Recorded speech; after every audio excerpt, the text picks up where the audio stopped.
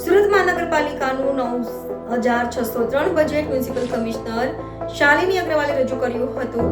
વર્ષ 2024-25નું revise budget અને નાણાકીય વર્ષ 2025-26નું ડ્રાફ્ટ બજેટ રજૂ કર્યું હતું, જેમાં વિકાસના કામો પર ખાસ ભાર મુકાયો હતો.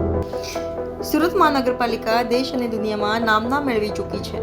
વિવિધ કામગીરીને લઈ સુરત મહાનગરપાલિકાને અનેક એવોર્ડ પણ મળ્યા છે.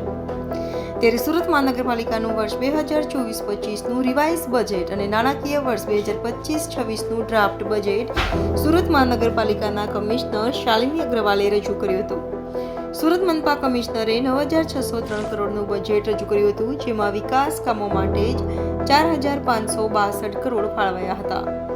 મનપા કમિશનરે સ્થાયી સમિતિ સમક્ષ રજૂ કરેલ બજેટમાં નવા વિસ્તારોમાં પ્રાથમિક સુવિધાઓ, નવા બ્રિજ, બીઆરટીએસની ઇલેક્ટ્રિક બસ, ઇકોનોમિક ગ્રોથ વધારવા, કેપિટલ બજેટ, રેવન્યુ આવક, ગ્રીન બોર્ડ, રેઇન વોટર હાર્વેસ્ટિંગમાં રિચાર્જ, ડ્રેનેજ વિભાગના કામો સહિતના મુદ્દાઓને ધ્યાને લઈ અનેક કામોનો સમાવેશ કરાયો છે.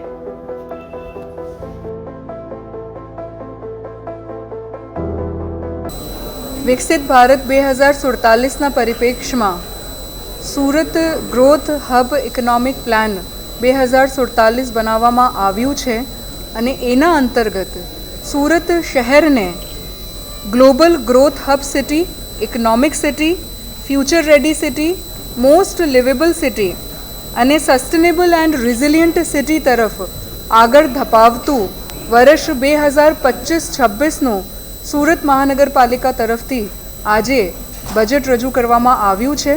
અત્યારે સુધીનું સૌથી મોટું કદ ધરાવતું બજેટ છે. 9,603 કરોડનું બજેટ છે. કેપિટલ કામો ઉપર, વિકાસલક્ષી કામો ઉપર ભાર મૂકવામાં આવ્યું છે. એટલે અત્યારે સુધીનું સૌથી મોટું કેપિટલ એક્સપેન્ડિચર ધરાવતું બજેટ છે 4,562 કરોડનું અને સાથે સાથ આત્મનિર્ભરતાના ભાગરૂપે રેવન્યુ આવક ઉપર ફોકસ કરતું બજેટ છે. એટલે 5,510 કરોડનું રેવન્યુ આવક આ બજેટમાં પ્રપોઝ કરવામાં આવ્યું છે. કોઈ પણ કર દર વધારો સૂચવવામાં આવ્યું નથી. નવા વિસ્તારોમાં ઇન્ફ્રાસ્ટ્રક્ચર ફેસિલિટીઝ ઉપર ફોકસ કરવામાં આવ્યું છે.